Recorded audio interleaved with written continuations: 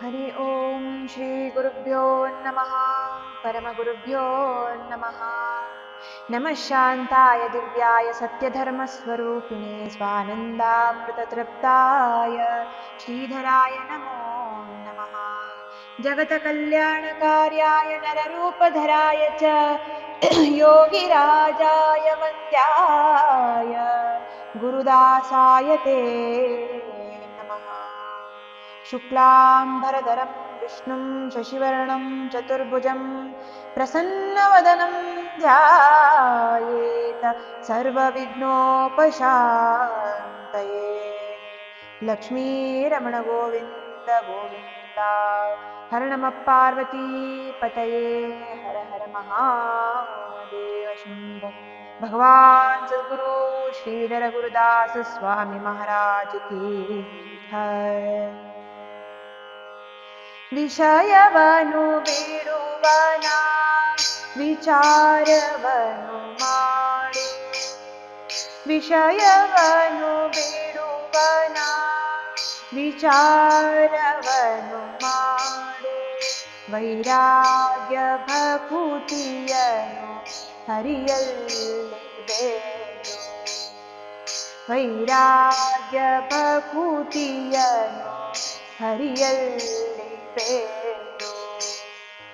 ಸಜ್ಜನರ ಪದರಜದಿ ಮಜ್ಜನವ ಮಾಡುತ್ತಲಿ. ಸಜ್ಜನರ ಪದರಜದಿ ಮಜ್ಜನವ ಮಾಡುತ್ತಲಿ. ಹೆಜ್ಜೆ ಹೆಜ್ಜೆಗೂ ಹರಿಯ ನಾಮ ಸುಧವೆಂಬ. ಹೆಜ್ಜೆ ಹೆಜ್ಜೆಗೂ ಹರಿಯ ನಾಮ ಸುಧವೆಂಬ. ಹೆಜ್ಜೆನು ಸವಿದುಂಟು ಸದ್ಭಕ್ತಿ ಮದವೇ. ಹೆಜ್ಜೆನು ಸವಿದುಂಟು ಸದ್ಭಕ್ತಿ ಮದವೇ. ಸಜ್ಜಾಗಿ ಹರಿನಾಮ ಗರ್ಜಿಸುತ್ತ ಪಾಡಿ. ಸಜ್ಜಾಗಿ ಹರಿನಾಮ ಗರ್ಜಿಸುತ್ತ ಪಾಡಿ.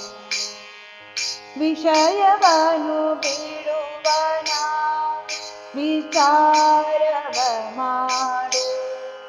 ವೈರಾಗ್ಯ ಭಕುತಿಯನು ಹರಿಯಲ್ಲಿ ಬೇಡು.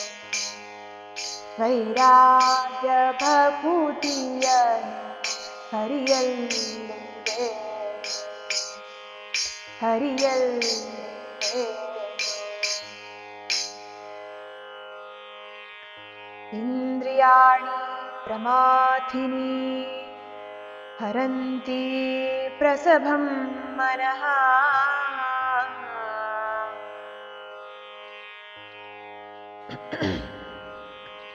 ಪ್ರಮಥನಶೀಲವಾದಂತಹ ಇಂದ್ರಿಯಗಳು ಮನಸ್ಸನ್ನ ಸೆಳೆದುಕೊಂಡು ಹೋಗ್ತವಂತೆ. ಗೀತೆ ನಮ್ಮನ್ನು ಈ ಶ್ಲೋಕಗಳ ಮೂಲಕ ಎಚ್ಚರಿಸ್ತವೆ. ಮನುಷ್ಯನ ಎಲ್ಲ ವ್ಯವಹಾರಗಳು ಮನಸ್ಸಿನ ಮಾರ್ಗದರ್ಶನದಲ್ಲಿ ಇಂದ್ರಿಯಗಳ ದ್ವಾರ ನಡೆಯುತ್ತದೆ. ಮನುಷ್ಯನು ಯಾವ ವಿಷಯವನ್ನು ಚಿಂತಿಸ್ತಾನೋ ಮನಸ್ಸು ಆ ವಿಷಯದ ಸ್ವರೂಪವನ್ನು ಪಡೆಯುತ್ತದೆ, ಹೊಂದುತ್ತದೆ. ಮನಸ್ಸಿಗೆ ಅದರದೇ ಆದಂತಹ ಒಂದು ಸ್ವರೂಪ ಇಲ್ಲ.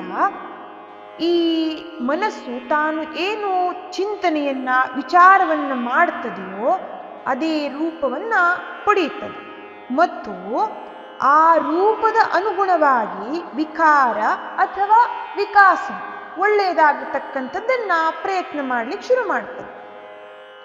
ಮನಸ್ಸಿನ ಈ ಸ್ವಭಾವವೇ ಪೂರ್ಣ ಚಂಚಲ. ಇದೊಂದು ಸಂಕಲ್ಪದ ಮೂಟೆ ಅಂತ ನಾವು ಹೇಳ್ಬೋದು. ಅದಕ್ಕೆ ಬೇಕು, ಯಾವುದು ಬೇಡ, ಯಾವುದು ಸಾಕು, ಯಾವುದು ಸಾಲದು ಎಂಬ ಆ ಅಸಂತುಷ್ಟಿಯೇ ಆ ಮನಸ್ಸಿನ ಲಕ್ಷಣ ಆಗಿದೆ. ಅದಕ್ಕಾಗಿ ನಮ್ಮಲ್ಲಿ ಮನಸ್ಸನ್ನ ಮರ್ಕಟಕ್ಕೆ ಹೋಲಿಸಿದ್ದಾರೆ. ಮನಸ್ಸಿನ ಮುರಿಗೆಯನ್ನ, ಆ ವಕ್ರತೆಯನ್ನು ತಿದ್ದುವಂತೆ ಶಿವನಲ್ಲಿ ಬೇಡುವಂತಹ ಒಂದು ಸುಂದರವಾದಂತಹ ಭಜನೆಯೇ ನಮ್ಮ ದಾಸರು ಹೇಳುತ್ತಾರೆ, ವಚನಗಳ ಮೂಲಕ ಹೇಳಿದ್ದಾರೆ. ಮನವೆಂಬ ಮರ್ಕಟನು ತನುವೆಂಬ ಮರವೇರಿ, ಮನವೆಂಬ ಮರ್ಕಟನು ತನುವೆಂಬ ಮನವೇರಿ, ಇಂದ್ರಿಯಗಳೆಂಬ ಶಾಖೆಗೆ ಹಾರಿ, ಇಂದ್ರಿಯಗಳೆಂಬ ಶಾಖೆಗೆ ಹಾರಿ, ವಿಷಯವೆಂಬ ಫಲಗಳ ಮೆಲುತಿಯುವುದು, ವಿಷಯವೆಂಬ ಫಲಗಳ ಮೆಲುತಿಯುವುದು, ಭವದತ್ತ ಮುಖ ಮಾಡಿ ಹೋಗುತ್ತಿದೆ ನೋಡೆ, ಮನವೆಂಬ ಮರ್ಕಟನ ಭಕ್ತಿ ಪಾಶದಿ ಕಟ್ಟಿ ಎನ್ನನ್ನುಳಿಸೋ ಪಾರ್ವತಿಪತಿಯೇ, ಮನವೆಂಬ ಮರ್ಕಟನ ಭಕ್ತಿ ಪಾಶದಿ ಕಟ್ಟಿ ಎನ್ನನ್ನುಳಿಸೋ ಪಾರ್ವತಿಪತಿಯೇ. ಈ ಅಕ್ಕ ಮಹಾದೇವಿಯ ವಚನ ಮನಸ್ಸು ಇಂದ್ರಿಯಗಳ ದ್ವಾರ ವಿಷಯಗಳನ್ನ ಅನುಭವಿಸ್ತಾ ಇರುವುದನ್ನು ಹೇಳುತ್ತದೆ.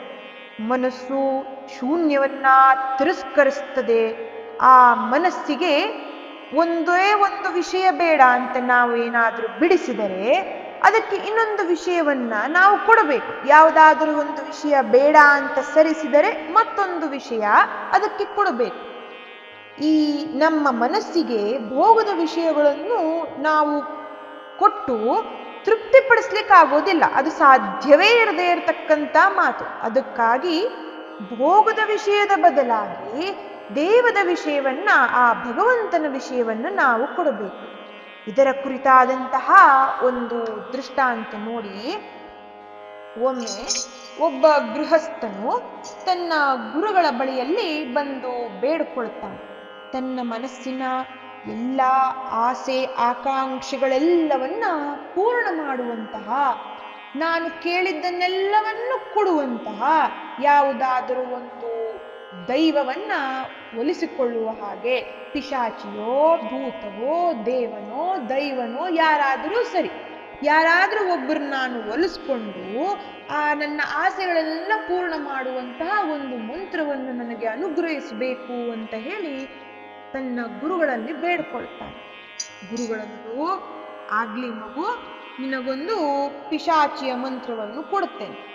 ಈ ಒಂದು 10 ಬಾರಿ ಈ ಮಂತ್ರವನ್ನು ನೀನು ಆವರ್ತನೆಯನ್ನು ಮಾಡಿದಾಗ, ಜಪಿಸಿದ ಕ್ಷಣ ಅದು ನಿನಗೆ ದರ್ಶನವನ್ನು ಕೊಡ್ತದೆ. ನೀನು ಏನೇನು ಕೇಳ್ತೀಯೋ ಆ ಕ್ಷಣದಲ್ಲೇ ನಿನಗೆ ತಂದು ಕೊಡ್ತದೆ. ಆದರೆ ಅದಕ್ಕೆ ಮಾತ್ರ ನೀನು ಬಿಡುವೇ ಸಿಗದಂತಹ ಕೆಲಸಗಳು ಕೊಡ್ತಾನೆ ಇರಬೇಕು. ವಿರಾಮ ನೀನೇನಾದರೂ ಕೊಟ್ಟಿಯೋ, ಒಂದು ಕ್ಷಣ ಅದಕ್ಕೆ ಸಮಾಧಾನವಾಗಿರ್ಲಿ ಅಂತ ಹೇಳಿ ಏನಾದರೂ ಕೆಲಸ ಕೊಡದೆ ಬಿಟ್ಟಿಯೋ, ಅದೇ ಕ್ಷಣಕ್ಕೆ ಅದು ನಿನ್ನನ್ನು ತಿಂದು ಹಾಕ್ಬಿಡ್ತದೆ, ನುಂಗ್ ಹಾಕ್ತದೆ ಅಂತ ಹೇಳಿ ಆ ಮಂತ್ರವನ್ನು ಕೊಟ್ಟರು. ಅದಕ್ಕೆ ಈ ಗೃಹಸ್ಥನು ಒಪ್ಪಿ ಆ ಮಂತ್ರವನ್ನು ಪಡೆದು ಮನೆಗೆ ಬಂದು ಜಪಿಸಲು ಪ್ರಾರಂಭವನ್ನು ಮಾಡ್ತಾನೆ. ಗುರುಗಳು ಹೇಳಿದಷ್ಟೇ ಆವರ್ತನೆ ಮುಗಿಸಿದ ಕ್ಷಣ ಆ ಪಿಶಾಚು ಕಾಣಿಸ್ಕೊಳ್ತು.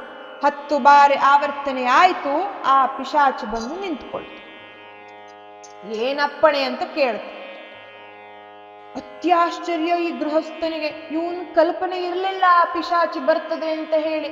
ಆದ್ರೆ ಈಗ ಪಿಶಾಚಿ ಬಂದಿದೆಯಲ್ಲ ಅಂತ ಹೇಳಿ ಸಂತೋಷ ಪಟ್ಟು, ನನಗೆ ಬಹಳ ಹಸಿವಾಗಿದೆ, ನನಗೀಗ ಒಂದು ಒಳ್ಳೆಯದಾಗಿರ್ತಕ್ಕಂತಹ ಒಂದು ಊಟ ಬೇಕು ಅಂತ ಹೇಳಿದ ಕೂಡಲೇ ಆ ಪಿಶಾಚಿಯು ಹೇಳಿ ಮುಗಿಸುವಷ್ಟರಲ್ಲಿ ಆ ಊಟವಾದ ತಟ್ಟೆಯನ್ನು ಅವನ ಎದುರುಗಡೆ ತಂದಿಡ್ತು. ಅತ್ಯಾಶ್ಚರ್ಯ ಇವನಿಗೆ, ಈ ಗೃಹಸ್ಥನಿಗೆ. ಈಗ ಊಟ ಆದ್ಮೇಲೆ ಹೊಟ್ಟೆ ತುಂಬುತ್ತದೆ ಬಿಗಿದ ಮೇಲೆ, ಈಗ ನಿದ್ದೆ ಮಾಡಬೇಕಲ್ಲ. ಅದಕ್ಕೆ ಆ ಪಿಶಾಚಿಗೆ ಹೇಳ್ದ, ನನಗೆ ಈಗ ಇನ್ನೊಂದು ಮಂಚವನ್ನು ತಂದು ಕೊಡು. ತತ್ಕ್ಷಣದಲ್ಲೇ ಮಂಚವು ಸಿದ್ಧವಾಯಿತು. ಉತ್ತಮವಾದಂತಹ ಒಂದು ಪಲ್ಲಂಗ ಸಿದ್ಧವಾಯಿತು. ಕೇಳಿದ್ದನ್ನೆಲ್ಲ ಕ್ಷಣ ಮಾತ್ರದಲ್ಲಿ ತಂದು ಕೊಡ್ಲಿಕ್ಕೆ ಪ್ರಾರಂಭ ಮಾಡಿತು. ಏನ್ ಕೆಲಸ ಕೊಟ್ರು ಆ ಪಿಶಾಚಿಯು ಒಂದೇ ಕ್ಷಣದಲ್ಲಿ ತಂದು ಮಾಡಿ ಕೊಡ್ತಾ ಇರೋದನ್ನು ನೋಡಿರ್ತಕ್ಕಂಥ ಈ ಗೃಹಸ್ಥನಿಗೆ ಭಯವಾಯಿತು. ಯಾಕೆಂದರೆ ಹೊಟ್ಟೆ ಹಸಿದಿದೆ. ಊಟವನ್ನು ತರಿಸ್ಕೊಂಡಿದ್ದಾನೆ ಆ ಪಿಶಾಚಿಯ ಬಳಿಯಿಂದ ಹೇಳಿ. ಊಟವಾದ ಮೇಲೆ ಮಲಗಲಿಕ್ಕೆ ಸುಸ್ತಾಗ್ತದೆ, ನಿದ್ದೆ ಬರ್ತದೆ, ಮಲಗೋಣ ಅಂತ ಹೇಳಿ ಮಂಚವನ್ನು ಸಿದ್ಧ ಮಾಡಿಸ್ಕೊಂಡಿದ್ದಾನೆ. ಈಗ ಹೇಳಿದ ಕೆಲಸಗಳೆಲ್ಲ ಒಂದೊಂದೇ ಮಾಡ್ಕೊಂಡು ಬರ್ತಾ ಇದೆ. ಈಗ ನಾನು ಊಟವಾದ ಮೇಲೆ ಮಲಗಿದರೆ ಈ ಪಿಶಾಚಿ ನನ್ನ ನುಂಗು ಬಿಟ್ರೆ ಏನು ಮಾಡ್ಲಿಕ್ಕೆ ಅಂತದಕ್ಕೆ ತೋಚದೆ ಅವನು ಆ ಪಿಶಾಚಿಯ ಕೈಯಿಂದ ಹೇಗಾದ್ರೂ ತಪ್ಪಿಸ್ಕೊಳ್ಬೇಕು ಅಂತ ಹೇಳಿ ಓಡಿ ಗುರುಗಳು ಬಂದು ಗುರುಗಳ ಹತ್ರ ಪಾದ ಮೇಲೆ ಬಿಟ್ಟ. ಹೇ ಪ್ರಭು, ಈ ಪಿಶಾಚಿಯ ಬಾಧೆಯಿಂದ ನನ್ನನ್ನು ಹೇಗಾದ್ರೂ ಬಿಡಿಸ್ಬೇಕು ಅಂತ ಬೇಡ್ಕೊಳ್ಳಿಕ್ ಪ್ರಾರಂಭ ಮಾಡ್ತಾನೆ. ಕರುಣೆ ಬಂದಂತಹ ಗುರುಗಳು ಹೇಳಿದ್ರು, ನಾವು ಮನುಷ್ಯರು ಎಷ್ಟೇ ತಪ್ಪುಗಳನ್ನು ಮಾಡಲಿ ಗುರುಗಳ ಮಾರ್ಗದರ್ಶನದಲ್ಲಿ ನಮ್ಮ ಜೀವನವನ್ನು ನಡೆಸ್ಕೊಂಡ್ರೆ ನಮ್ಮ ಉದ್ಧಾರವಾಗ್ತದೆ. ಆ ಅರಿವಾಗ ಅವನಿಗಿತ್ತು. ಅದಕ್ಕಾಗಿ ತಾನು ಮಾಡಿದ್ದು ತಪ್ಪು ಅಂತ ಗೊತ್ತಾದಾಕ್ಷಣ ಅವನು ಓಡಿ ಬಂದು ಶರಣಾಗಿದ್ದೇ ತನ್ನ ಗುರುಗಳ ಹತ್ರ. ಅದರಿಂದ ಆ ಗುರುವಿಗೆ ಕರುಣೆ ಬಂತು. ಗುರುಗಳು ಹೇಳಿದ್ರು, ನಿನ್ನ ಈ ಪಿಶಾಚಿಗೆ ಮುಗಿಸಲು ಸಾಧ್ಯವೇ ಇರದೇ ಇರತಕ್ಕಂತ ಒಂದು ಕೆಲಸ ಕೊಡು. ಈಗ ಯಾವ ಕೆಲಸ ಕೊಡೋದು? ಕೆಲಸ ಮುಗಿಯದೇ ಇರತಕ್ಕಂತ ಕೆಲಸ ಯಾವುದು ಕೊಡೋದು? ಆ ಆಶ್ರಮದ ಎದುರಿಗಿರುವ ಅಶ್ವತ್ಥ ವೃಕ್ಷವನ್ನ ನೀನು ಸಾಕು ಅಂತ ನಿಲ್ಲಿಸು ಅಂತ ಹೇಳುವವರೆಗೂ ಹತ್ತು ಇಳಿಯುವ ಕೆಲಸ ಕೊಡು ಅಂತ ಹೇಳು. ಅವನು ಅದೇ ರೀತಿ ಮಾಡ್ದ. ಆಗ ಆ ಪಿಶಾಚಿಯು ಸೋತು ಇನ್ನೇನು ನನಗೇನು ಮಾಡ್ಲಿಕ್ಕೆ ಆಗೋದೇ ಇಲ್ಲ ಅಂತ ಹೇಳಿ ಶರಣಾಗಿ ಆ ಗೃಹಸ್ಥನಿಗೆ ಮಿತ್ರನಾಗ್ತಾನೆ. ಈ ಗೃಹಸ್ಥನು ಹಾಗೆ ಮಾಡಿ ಪಿಶಾಚಿಯನ್ನ ತನ್ನ ಮಿತ್ರನನ್ನಾಗಿಸಿಕೊಂಡ. ಈ ಮನಸ್ಸೂ ಕೂಡ ಅಂತಹದೇ ಆದ ಒಂದು ಪಿಶಾಚಿ. ನಾವು ಕೊಟ್ಟಿದ್ದನ್ನೆಲ್ಲ ನುಂಗಿ ನುಂಗಿ ನುಂಗಿ ಇನ್ನು ಕೊಡು ಅಂತ ಕೇಳ್ತಾನೆ ಇರ್ತದೆ. ಅಂತಹ ಮನಸ್ಸಿಗೆ ನಾವು ವಿಷಯದ ವಿಚಾರವನ್ನ ಕೊಡದೆ ಆತ್ಮಾನಾತ್ಮ ವಿಚಾರ, ಭಗವಂತನನ್ನ ನಾವು ಹೇಗೆ ಪಡಿಬೇಕು ಎಂಬತಕ್ಕಂಥ ವಿಚಾರ, ಭಗವಂತನನ್ನ ಭಕ್ತಿಯಿಂದ ನಾವು ಹೇಗೆ ಒಲಿಸ್ಕೊಳ್ಳಬೇಕು ಎಂಬತಕ್ಕಂಥ ವಿಚಾರವನ್ನ ನಾವು ಮತ್ತೆ ಮತ್ತೆ ಆ ಮನಸ್ಸಿಗೆ ಹೇಳಿಕೊಡ್ಬೇಕು. ನಮ್ಮನ್ನ ಈ ಭವದಿಂದ ಮನಸ್ಸು ದಾಟಿಸ್ಲಿಕ್ಕೆ ಅನುಕೂಲ ಮಾಡುವಂತಹ ವಿಚಾರಗಳನ್ನ ಅದಕ್ಕೆ ಕೊಡಬೇಕು. ಅದಕ್ಕಾಗಿ ಅಕ್ಕ ಮಹಾದೇವಿಯು ತನ್ನ ವಚನದಲ್ಲಿ ಹೇಳಿದ್ದು, ಮನವೆಂಬ ಮರ್ಕಟನು ತನುವೆಂಬ ಮರವೇರಿ ಇಂದ್ರಿಯಗಳೆಂಬ ಶಾಖೆಗೆ ಹಾರಿ ಭವದತ್ತ ಮುಖ ಮಾಡಿ ಹೋಗುತ್ತಿದೆ ನೋಡೆ. ಈ ಇಂದ್ರಿಯಗಳ ದ್ವಾರ ಆ ಮನಸ್ಸು ಎಲ್ಲಾ ವಿಚಾರಗಳನ್ನು ತಿಳ್ಕೊಂಡು ಭವದ ಕಡೆ ಮುಖವನ್ನು ಮಾಡ್ತಾ ಇದೆ, ಭಗವಂತನ ಕಡೆ ಮುಖವನ್ನು ಮಾಡುತ್ತಿಲ್ಲ. ಮನವೆಂಬ ಮರ್ಕಟನ, ಈ ಈ ಮನಸ್ಸನ್ನ ಅಕ್ಕ ಮಹಾದೇವಿಯು ಮರ್ಕಟ ಅಂದರೆ ಒಂದು ಕೋತಿಗೆ ಹೋಲಿಸಿದ್ದಾರೆ. ಭಕ್ತಿ ಪಾಶದಿ ಕಟ್ಟಿ, ಈ ಭಕ್ತಿ ಎಂಬ ದಾರದಿಂದ ಹಗ್ಗದಿಂದ ಆ ಮನಸ್ಸನ್ನು ಕಟ್ಟಿ ಎನ್ನನ್ನುಳಿಸೋ ಪಾರ್ವತಿ ಪತಿಯೇ.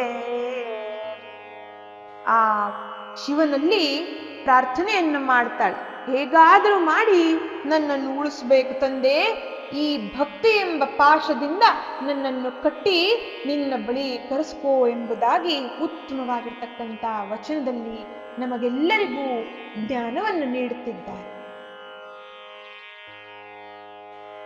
ಇದಕ್ಕೆ ಅನುಗುಣವಾಗಿರ್ತಕ್ಕಂಥ ಒಂದು ಸುಂದರವಾದಂತಹ ನಮ್ಮ ಮಹಾರಾಷ್ಟ್ರದ ನಮ್ಮ ಸರ್ವ ಭೂಮಂಡಲದಲ್ಲಿಯೇ ಜ್ಞಾನವನ್ನು ನೀಡತಕ್ಕಂತಹ ಗುರುಗಳಾದಂತಹ ನಮ್ಮ ಸಮರ್ಥ ರಾಮದಾಸರ ಹಾಗೂ ಕಲ್ಯಾಣ ಸ್ವಾಮಿಯ ಒಂದು ಸುಂದರ ಕಥೆಯನ್ನ ನಾವೆಲ್ಲರೂ ಇಂದು ಕೇಳೋಣವಂತೆ. ಅಂಬಾಜಿ ಎಂಬ ಬಾಲಕನು ಸಮರ್ಥ ಗುರುವಿಗೆ ಪ್ರಿಯನವನು. ಅಂಬಾಜಿ ಎಂಬ ಬಾಲಕನು ಸಮರ್ಥ ಗುರುವಿಗೆ ಪ್ರಿಯನವನು. ಗುರುಗಳ ಮಾತನು ಎಂದು ಮಿರದವ, ಗುರುಗಳ ಮಾತನು ಎಂದು ಮಿರದವ, ಸುಖದಿ ರಾಮರ ದರ್ಶನ ಪಡೆದ. ಅಂಬಾಜಿ ಎಂಬ ಬಾಲಕ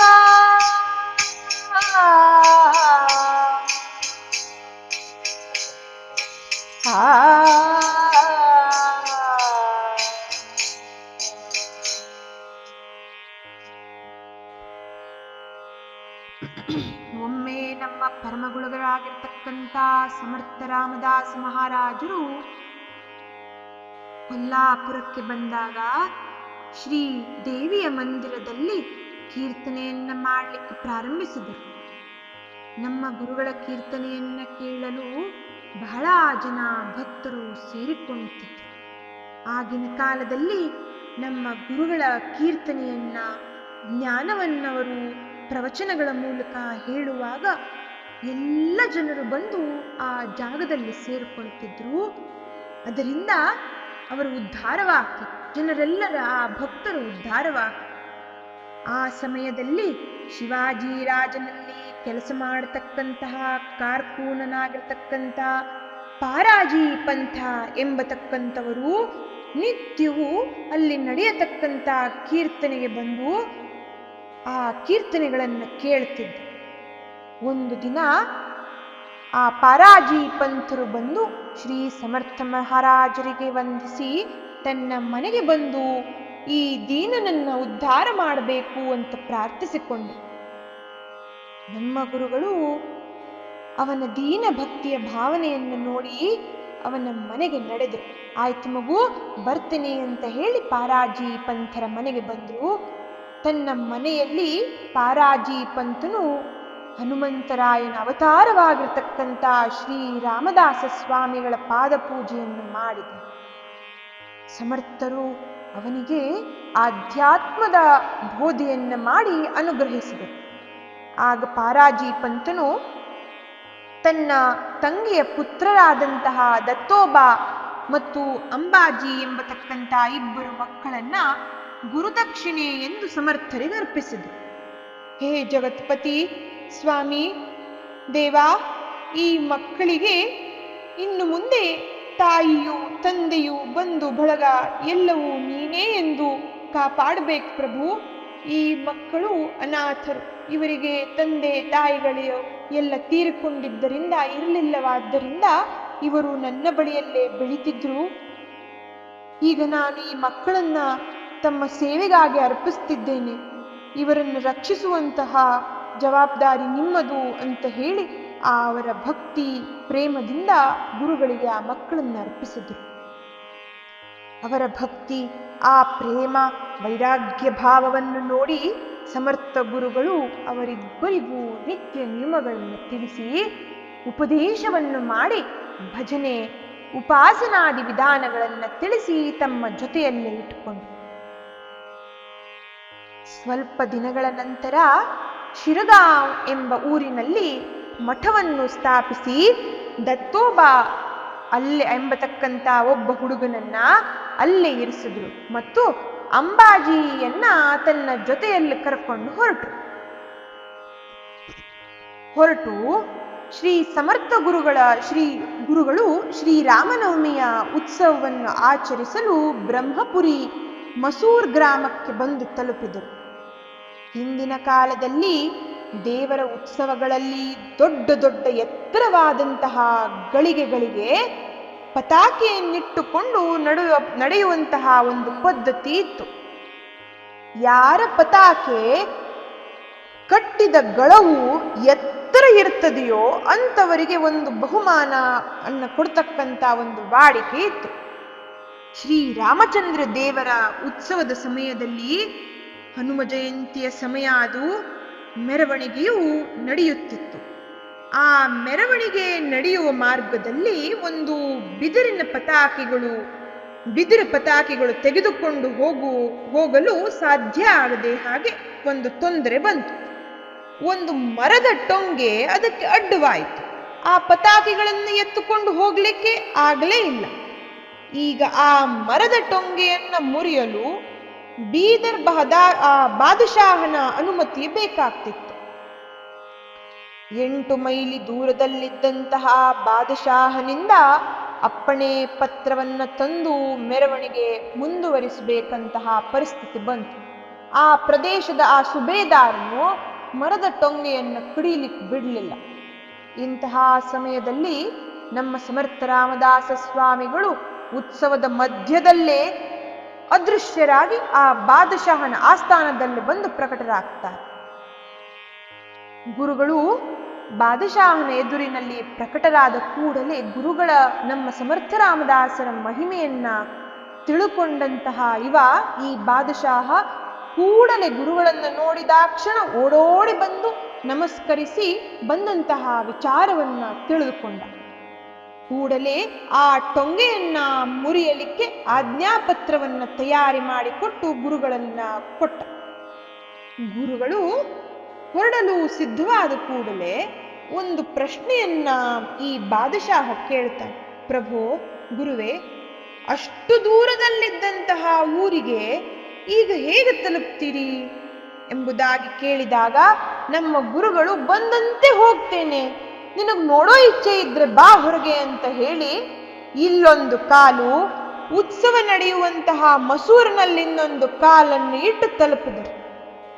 ಅತ್ಯಾಶ್ಚರ್ಯವಾದಂತಹ ವಿಚಾರವನ್ನು ಅವನು ನೋಡಿ ಬೆರಗಾಗ್ತಾನ ಬಾದಶಾಹ. ಅಲ್ಲಿ ಇದ್ದಂತಹ ಆ ಮಸೂರ್ ಪ್ರದೇಶದಲ್ಲಿದ್ದಂತಹ ಸುಬೇದಾರನಿಗೆ ಆ ಆಜ್ಞಾಪತ್ರವನ್ನು ತೋರಿಸಿ ಅಲ್ಲಿನ ಆ ಟೊಂಗೆಯನ್ನು ಕಡಿಯಲು ಅಂಬಾಜಿಯನ್ನ ಆಜ್ಞೆಯನ್ನು ಮಾಡುತ್ತಾರೆ.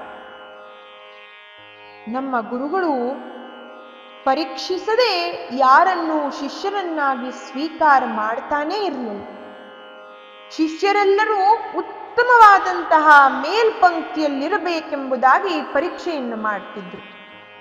ಅದಕ್ಕಾಗಿ ಸಮರ್ಥರು ಈ ಅಂಬಾಜಿಯನ್ನು ಕೂಡ ಪರೀಕ್ಷೆ ಮಾಡಬೇಕಂತ ಹೇಳಿ, ಮಗು, ನೀನು ಎಲ್ಲರಂತೆ ಮರ ಕಡಿಲಿಕ್ಕೆ ಕೂತ್ರೆ ಏನು ವಿಶೇಷ ಮಾಡಿದ ಹಾಗಾಯ್ತು?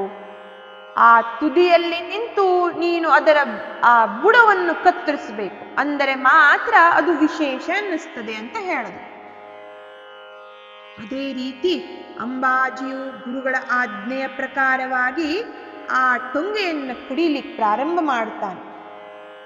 ಇದನ್ನೆಲ್ಲವನ್ನು ನೋಡಿದಂತಹ ಗುರುಗಳ ಪ್ರೀತಿಯ ಶಿಷ್ಯಳಾದಂತಹ ಅಕ್ಕಾಬಾಯು ಬಂದು, ಗುರುವೇ, ಕೆಳಗೆ ಬಾವಿ ಉಂಟು, ನೀವು ಬಾವಿಯ ಮೇಲಿರುವ ಟೊಂಗೆಯನ್ನ ತುದಿಯಲ್ಲೇ ನಿಂತು ಕಡಿಲಿಕ್ಕೆ ಅಂಬಾಜಿಗೆ ಆದೇಶವನ್ನು ನೀಡಿದ್ದೀರಿ, ಮುಂದೆ ಗತಿ ಏನು? ಆ ಮಗುವಿಗೆ ಈಜಲು ಬರ್ತದೆಯೋ? ಅದೂ ಬರೋದಿಲ್ಲ ಅಂತ ಬೇಡಿಕೊಂಡ್ಲು. ನಮ್ಮ ಗುರುಗಳು ಅವಳ ವಿನಂತಿಯನ್ನು ಕೇಳಿ, ಅವ ಹೋದ್ರೆ ಹೋಗ್ಲಿ ಅಂತ ಹೇಳಿ ಆಧ್ಯಾತ್ಮದ ಒಂದು ತತ್ವವನ್ನ, ಉಪದೇಶ ಇರುವಂತಹದ್ದನ್ನ ಹೇಳ್ತಾರೆ. ಒಂದು ಹಳ್ಳಿಯಲ್ಲಿ ಒಂದು ಹನುಮಂತ ದೇವರ ದೇವಸ್ಥಾನ ಇತ್ತು. ಆ ಊರಿನಲ್ಲಿ ವಾಮನ ಅಂತ ಒಬ್ಬ ಇದ್ದ. ಅವನು ಬಹಳ ಬಲಿಷ್ಠವಾದಂತಹ, ದಷ್ಟಪುಷ್ಟವಾದಂತಹ ದೊಡ್ಡ ಗಾತ್ರದ ದೇಹವನ್ನಿಟ್ಟುಕೊಂಡಿದ್ದ. ದೇಹವನ್ನಷ್ಟು ದಷ್ಟಪುಷ್ಟವಾಗಿ ಬೆಳೆಸಿದ್ದ. ಅದಕ್ಕಾಗಿ ಅವನಿಗೆ ಬಹಳ ಅಹಂಕಾರ, ನಾನು ಬಹಳ ಬಲವಂತನಿದ್ದೇನೆ ಅಂತ ಹೇಳಿ, ನನ್ನ ದೇಹದಲ್ಲಿ ಹನುಮಂತನ ಶಕ್ತಿಯಷ್ಟೇ ಉಂಟು ಅಂತ ಹೇಳಿಕೊಂಡು ತಿರುಗಾಡ್ತಿದ್ದ. ಅವನ ಆ ದುರಂಕಾರದ ಮಾತುಗಳನ್ನ ಕೇಳಿ ಎಲ್ಲರೂ ಹೇಳುತ್ತಿದ್ರು, ಅಪ್ಪ ವಾಮನ, ಇಂತಹ ಅಹಂಕಾರ ನಿನಗೆ ಬೇಡ. ಆ ದೇವರೇ ಶಕ್ತಿಯನ್ನ ಕೊಡತಕ್ಕಂಥವ, ಯಾಕೆ ನಿನಗಿಷ್ಟೊಂದು ದುರಾಭಿಮಾನ? ಅದಕ್ಕವನೊಂದು ಒಂದೇ ಒಂದು ಮಾತು, ನಾನು ಹನುಮಂತನಷ್ಟೇ ಬಲಿಷ್ಠ, ದಷ್ಟಪುಷ್ಟ, ದೇವರು ನನಗೇನು ಮಾಡೋದು ಬೇಡ, ನಾನೇ ದೇವರಿಗೆ ಸಹಾಯ ಬೇಕಾದ್ರೆ ಮಾಡ್ತೇನೆ ಎಂಬುದಾಗಿ ಹೇಳುತ್ತಿದ್ದ. ಯಾರು ಏನು ಹೇಳಿದ್ರು ಅವನು ಮಾತದನ್ನ ಕೇಳ್ತಿರ್ಲಿಲ್ಲ. ಒಂದು ದಿನ ಹನುಮ ಜಯಂತಿಯು ಬಂತು. ಹನುಮಂತನ ದೇವಸ್ಥಾನದ ಎದುರು ಒಂದು ದೊಡ್ಡ ಶಿಲೆಯು ಬಿದ್ದಿತ್ತು. ಅದನ್ನು ಯಾರು ಪ್ರಯತ್ನ ಮಾಡಿದ್ರೂ ಎತ್ತಲಿಕ್ಕೆ ಸಾಧ್ಯವೇ ಆಗಲಿಲ್ಲ. ಈಗ ಹೇಗಾರು ಎತ್ತಬೇಕಲ್ವೇ? ಅದಕ್ಕೆ ಆ ದೇವಸ್ಥಾನದ ಜನರೆಲ್ಲ, ಮುಖ್ಯಸ್ಥರೆಲ್ಲ ಬಂದು ಹೇಳಿದ್ರು, ಘೋಷಣೆಯನ್ನು ಮಾಡಿದ್ರು, ಯಾರು ಈ ದೊಡ್ಡದಾದಂತಹ ಶಿಲೆಯನ್ನು ತೆಗಿತೀರೋ ಅವ್ರಿಗೊಂದು ಬಹುಮಾನವನ್ನು ಕೊಡ್ತೇವೆ ಅಂತ ಹೇಳಿ ಘೋಷಣೆಯನ್ನು ಮಾಡಿದ. ಆ ವಾಮನನು ಹನುಮಂತರಾಯರ ಮುಂದೆ ಹೋಗಿ ಹಿಗ್ಗಿ ಹೇಳ್ತಾನೆ, ಹನುಮಂತ, ನೀನು ಬೆಟ್ಟವನ್ನು ಎತ್ತಿದ್ದೆ ಅಲ್ವೇ, ನಾನೇನ್ ಕಡಿಮೆ ಇಲ್ಲ, ಈ ಶಿಲೆವನ್ನು ನಾನು ಇವತ್ತು ಎತ್ತುತ್ತೇನೆ ನೋಡು ಅಂತ ಹೇಳಿ ಬಂದು ಆ ಕಲ್ಲನ್ನು ಎತ್ತಕ್ಕೆ ಹೋಗ್ತಾನೆ. ಮೊದಲು ಒಮ್ಮೆ ಪ್ರಯತ್ನ ಪಡ್ತಾನೆ, ಅಲಗಾಡ್ಲಿಲ್ಲ. ಆ ಶಿಲೆಯು ಸ್ವಲ್ಪವೂ ಅಲಗಾಡ್ಲಿಲ್ಲ. ಎರಡನೇ ಬಾರಿ ಪ್ರಯತ್ನ ಮಾಡ್ತಾನೆ, ಆಗಲೂ ಕಲ್ಲು ಅಲ್ಲಾಡ್ಲಿಲ್ಲ. ಮೂರನೇ ಬಾರಿ ತನ್ನ ಪೂರ್ಣ ಶಕ್ತಿಯನ್ನ ಹಾಕಿ ಎತ್ತಲಿಕ್ಕೆ ಪ್ರಯತ್ನ ಮಾಡಿದಾಗ ಅವನು ಅಯ್ಯೋ ಅಂತ ಬೊಬ್ಬಿಡ್ತಾ ಕಟಕಟಕಟ ಅಂತ ಶಬ್ದ ಬಂತು, ಅಲ್ಲೇ ಬಿದ್ದು ಬಿಡ್ತಾನೆ. ವಾಮನ ಕೂಗ್ತಾನೆ, ಹನುಮಂತ, ನಿನ್ನ ಮುಂದೆ ನಿಂತು ಶಕ್ತಿ ಪ್ರದರ್ಶನ ನಾನು ಮಾಡಿದ್ದಕ್ಕೆ ನನಗೆ ಸಾಕಾಯ್ತು, ಮೊದಲು ನನ್ನ ಬೆನ್ನನ್ನು ಕಾಪಾಡುತ್ತಂದೆ ಎಂಬುದಾಗಿ ಬೇಡಿಕೊಳ್ತಿರ್ಬೇಕಾದ್ರೆ ಆ ಊರಿನ ಜನ ಅಲ್ಲೇ ಇದ್ದಂಥವರೆಲ್ಲ ಅವನನ್ನು ಎತ್ತಿ ಕೂರಿಸಿ ಕೇಳಿದ್ರು, ನಿನ್ನ ಬೆನ್ನು ಸರಿ ಉಂಟೇನೋ? ಆಗ ವಾಮನ ಹೇಳ್ತಾನೆ, ಹೇ ಭಗವಂತ, ಮಹಾಪ್ರಭೋ, ಹನುಮಂತರಾಯ, ನಾನು ನಿನ್ನ ಎದುರುಗಡೆ ನಿಂತು ದುರಂಕಾರವನ್ನು ತೋರಿಸ್ತಿದ್ದೆ. ಇವತ್ತು ನೀನು ಇಲ್ಲಿದ್ದಿದ್ರೆ ನನ್ನ ಬೆನ್ನೇ ಇರುತ್ತಿರಲಿಲ್ಲ ಅಂತ ಹೇಳಿ ಭಗವಂತನಲ್ಲಿ ನಮಸ್ಕಾರವನ್ನ ಮಾಡಿ ತನ್ನ ಕ್ಷಮೆಯನ್ನ ಬೇಡ್ತಾನೆ. ದೇಹದ ಬಲ ಕ್ಷಣಿಕ, ಆದರೆ ಭಗವಂತನ ಕೃಪೆ ಶಾಶ್ವತವಾಗಿರ್ತಕ್ಕಂಥದ್ದು. ನಮ್ಮ ಗುರುಗಳು ಒಂದು ಸ್ತೋತ್ರವನ್ನು ಹೇಳ್ತಾರೆ, ಒಂದು ಓವಿಯನ್ನು ಹೇಳ್ತಾರೆ. ಪಹಾರೆ ಜಾಣತೆ ಹೋ किति कर दिवसे देहो, एक चढ़े रे एक पड़े रे, एक घड़े विघड़े के हासत रड़त कित के गेले, गेले सकळे निमाले, दास म्हणे मज काही न साहे, ದೇವ ಸದೋದಿತ ಆಹೇ.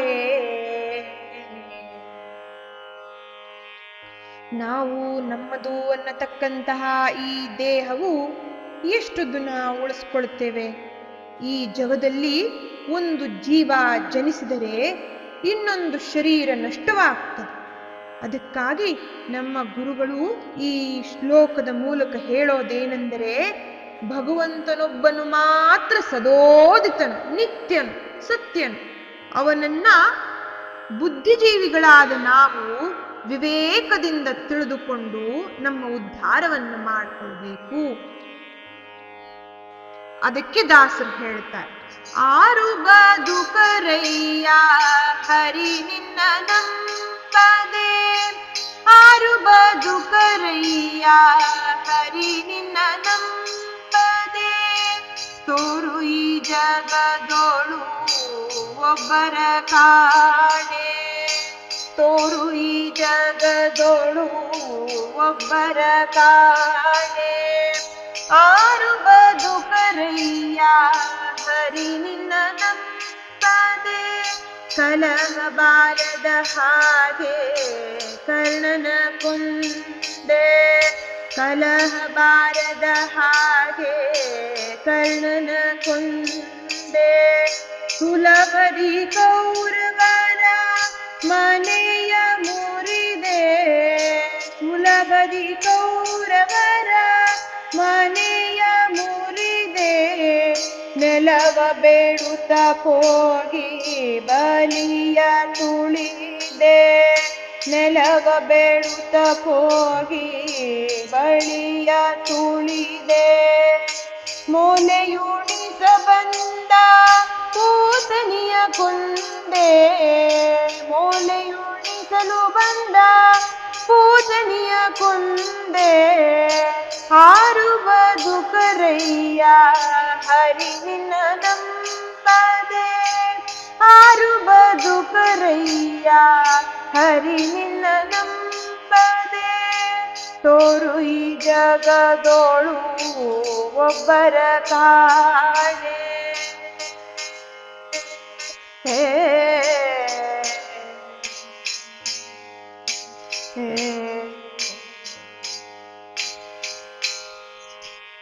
ಈ ತತ್ವ ವಿಚಾರಗಳನ್ನ ಉಪದೇಶ ಮಾಡುವಷ್ಟರಲ್ಲಿ ಅಂಬಾಜಿಯು ಟೊಂಗೆಯ ಸಹಿತ ಆ ಬಾವಿಯನ್ನು ಬಿದ್ದು ಬಿಡುತ್ತಾನೆ.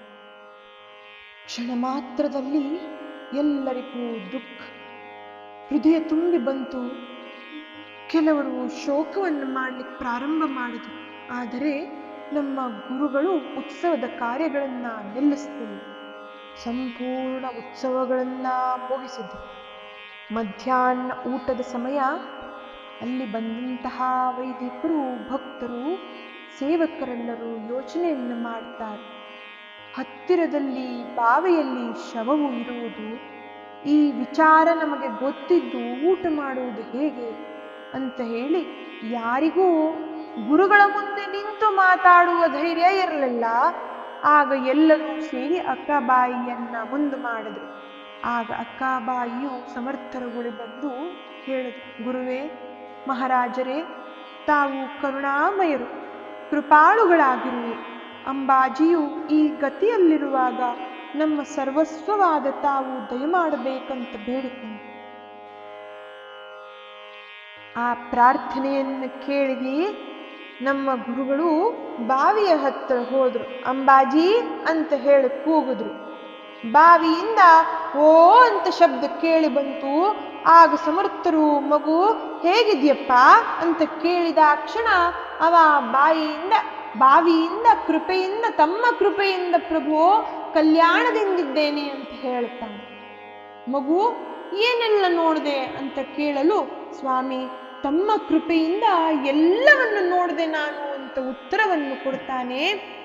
ಅಂಬಾಜಿಯ ಈ ಮಾತಿನ ಅರ್ಥ, ಗುರುಗಳು ಅವನಿಗೆ ಶ್ರೀರಾಮದೇವರ ಸಾಕ್ಷಾತ್ಕಾರವನ್ನು ಮಾಡಿಸಿಕೊಟ್ಟಿದ್ರು. ಅದಕ್ಕಾಗಿ ಅವನು ಕಲ್ಯಾಣದಿಂದಿರುವೆ ಅಂತ ಹೇಳಿದನು. ಆಗ ಸಮರ್ಥ ಗುರುಗಳು ಅವನನ್ನು ಮೇಲಕ್ಕೆ ಬರಲು ಆಜ್ಞೆಯನ್ನು ನೀಡಿದರು.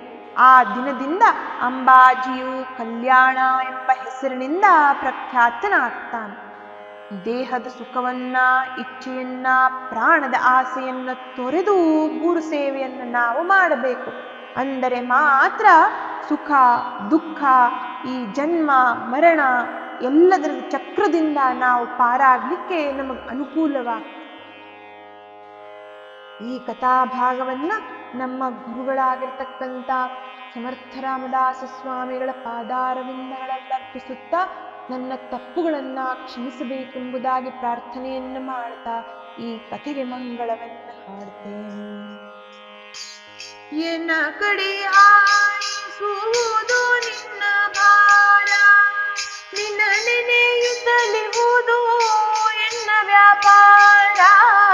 ಎನ್ನ ಕಡೆ ಆಯಿಸುವುದು ನಿನ್ನ ಭಾರ, ನಿನ್ನ ನೆನೆಯುತ್ತಲಿರುವುದು ಎನ್ನ ವ್ಯಾಪಾರ. ಎನ್ನ ಇಹ ಪರಕ್ಕೆ ನೀನೇ ಗತಿ, ನಿನ್ನ ಲೊಪಿಸುವುದು ಎನ್ನ ನೀತಿ. ಎನ್ನ ಪಡೆಯಕ್ಕೆ ಸಲಹುವುದು ನಿನ್ನ ಧಾಮ, ನಿನ್ನಡಿಗೆರಗುವುದು ಎನ್ನಯ ಕರ್ಮ. ಎನ್ನ ತಪ್ಪುಗಳ ಎಣಿಸಬೇಡೆ